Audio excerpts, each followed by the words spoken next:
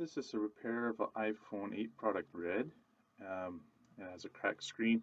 I found out a nice trick is just fill a sock full of rice, put it in the microwave for 4 minutes, then leave your phone on there for a couple minutes, and this will get the adhesive so that we can take the screen off. And I'm just using some suction cups on the screen to pry the screen up. There are actually two screws at the bottom that you first need to remove at the bottom there.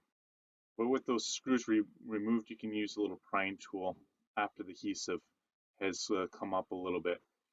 And then I'm just using guitar pick and going around that screen so that we can remove it.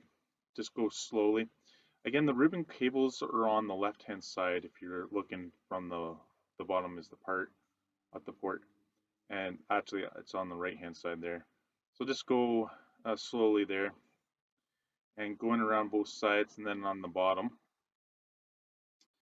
Now at the bottom, what you want to do is just wiggle the screen back and forth at the top there, and then we have it open and it opens to the right like a book. Now we can use our screwdriver to remove the screws on this little plate here. This plate holds the connector cables on to the screen and also to the battery. When we get this off, we want to remove the battery connector first. So that one there's the battery cable connector. And then we have the screen, the touch screen and the LCD. So just using a plastic tool to pry those up. Then at the top, we have to remove the speaker cable. To do that, we have to remove the metal bracket. Again, these screws are all different, so make sure you put them back in the correct orientation. The best way to do that is when you remove the metal bracket, put the screws back in the holes so you know where you took them from. Using some tweezers, we can remove that bracket now, and then we have access to the front sensors and the speaker. With that, we can remove the screen, and now we have to transfer the speaker from our old screen to the new screen, so we have to remove the speakers, the front speaker. There are 3 screws that hold on a little bracket there, so remove those screws. And there's one on the bottom and then 2 at the top.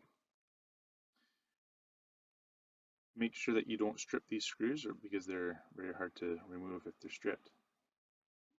With that bracket removed, we can fold up the camera and remove the other 2 screws as well.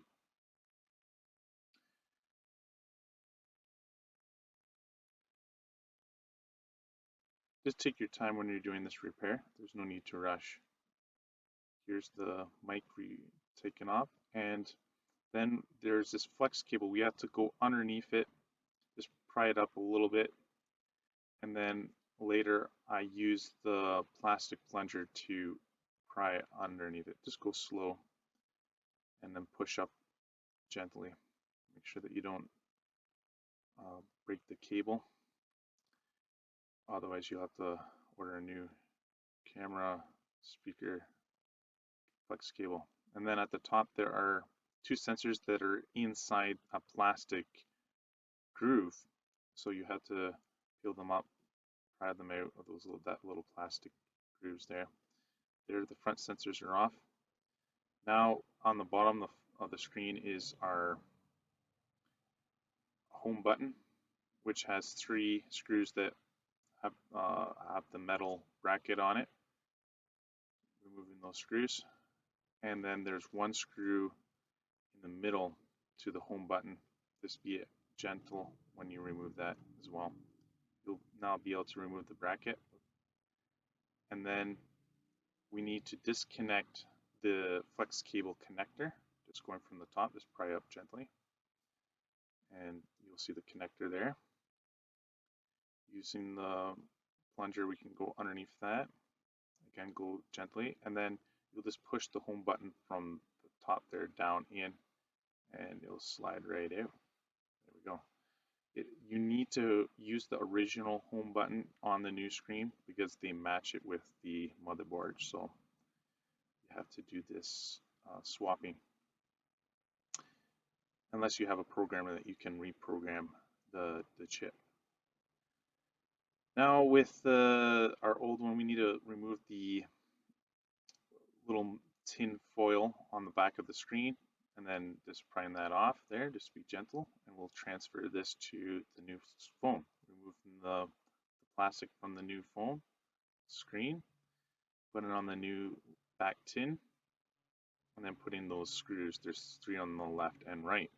With all those screws fastened back in, we can now put the other sensors back in, like the home button and also the top sensors, the light sensors. So I'm inserting the old home button into the new screen here, putting it in, reconnecting that flex cable connector, putting the metal bracket on, and then putting those 3 screws on to secure it. And the last screw is the home button. Don't tighten the home button too tight, just make sure it's snug.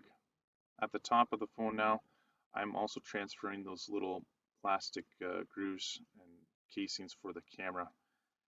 I used a little bit of super glue just to keep them in place, pushing in the microphone and those sensors into the correct holes, and then putting the metal bracket over top of it, and then attaching those screws.